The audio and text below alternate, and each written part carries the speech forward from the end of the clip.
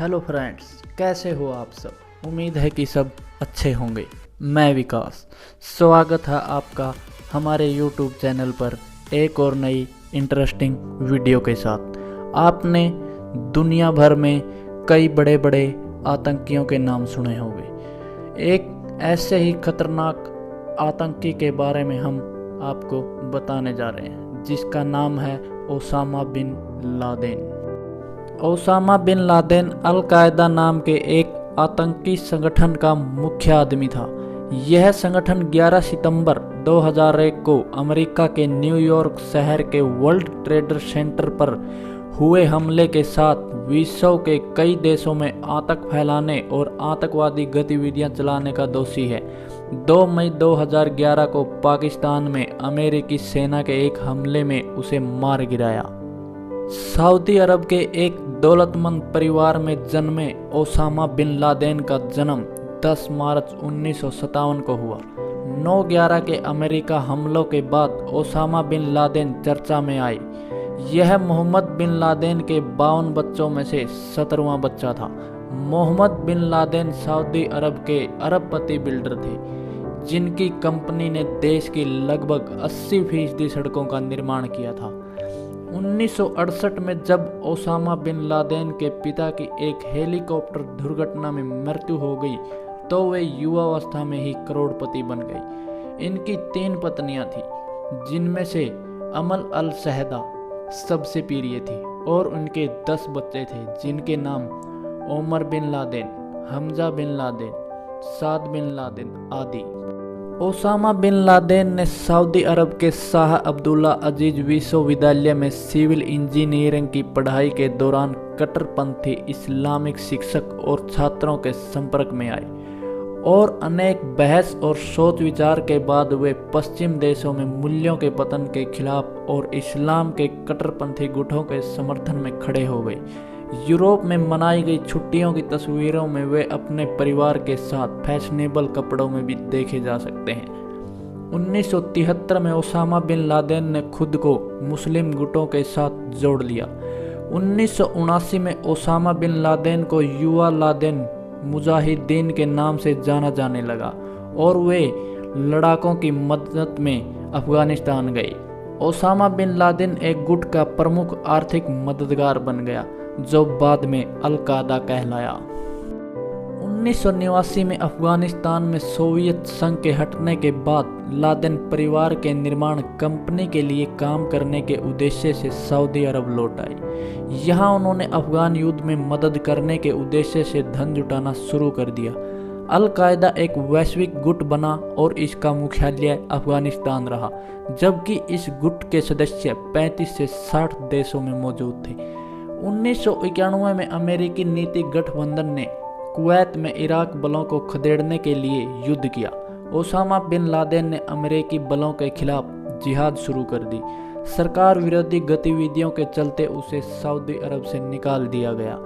Saudi अरब ने Osama bin Laden और उसके परिवार की नागरिकता को वापस ले लिया, और फिर ओसामा बिन लादेन ने सूडान में शरण ली।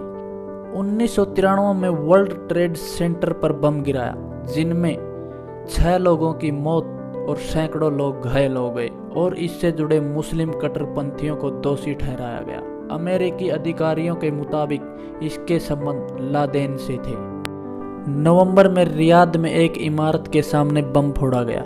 इस इमारत में अमेरिका के 5 और भारत के 2 नागरिक मारे गए थे, और इस हमले में लगभग 60 से ज़्यादा लोग घायल हो गए थे। 1995 नैरोबी और तंजानिया के दारे सलाम में अमेरिकी दूतावास के बाहर बम विस्फोट में 224 लोगों की मौत हो गई थी।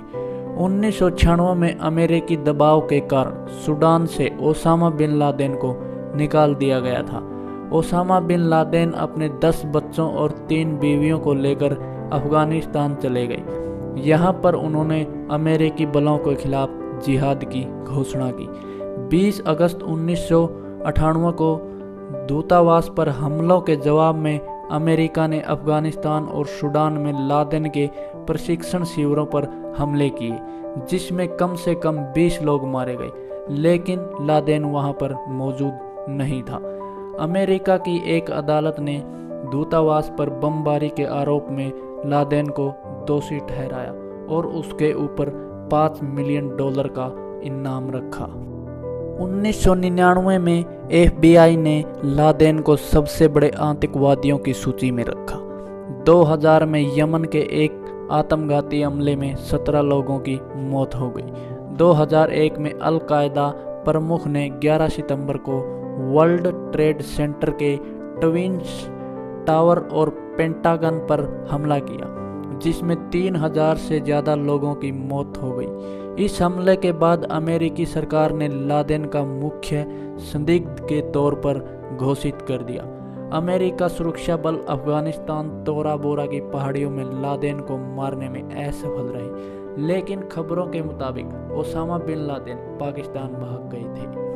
2002 में अमेरिका नीति सैन्य अभियान तेज हुआ। गठबंधन बलों ने मैदानी सुरक्षा बलों की संख्या बढ़ाई। लादेन पर्दे के पीछे रहा, लेकिन कुछ समय बाद अल जजीरा ने लादेन की आवाज़ वाले 2 ऑडियो टेप प्रकाशित किए। अमेरिकी खुफिया अधिकारियों के मुताबिक यह रिकॉर्डिंग प्रमाणिक थी। 2003 में ओसामा बिन लादेन ने दुनिया भर के मुसलमानों से अपील की, अपने मतभेद दूर करके जिहाद में भाग लेने के लिए कहा। पाकिस्तान के तत्कालीन के मुताबिक लादेन संभवतः जीवित और अफगानिस्तान में कहीं छिपा हुआ था। हालांकि उन्होंने दावा किया था कि अल कायदा अब उतना प्रभावशाली आतंकवादी गुट नहीं रहा है। 4 जनवरी 2004 को अल जजीरा ने दोबारा लादेन की टेप जारी की।